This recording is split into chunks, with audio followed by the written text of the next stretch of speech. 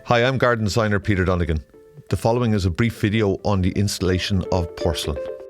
Curbs should be put in place to restrain the paved area. These curbs should be laid on a bed of strong sand cement mix and haunched, using the same material to ensure stability. Level and compact the sub-base before placing your Clause 804 stone. It is recommended that 100 to 250 millimeters of Clause 804 stone is placed. The Clause 804 stone should be levelled before being heavily compacted using a plate compactor.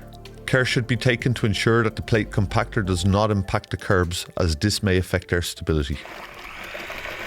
Roadstone's paved bond is now mixed as advised on the bag and can be applied to the back of the porcelain slab using a paintbrush. A 50mm layer of bedding course is now spread. This can be Roadstone's paved bed, bagged material or a sand cement mix. The porcelain is laid slightly proud and brought to the correct level using a rubber mallet.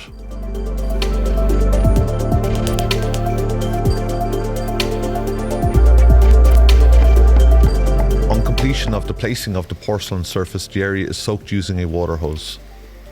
This allows for the correct application of the liquid joint. Roadstone's pave point can be applied using a rubber squeegee. The pave point is worked into the joints using the squeegee, with the pave point being allowed to set as specified before excess joint is removed from the paved surface using a power washer.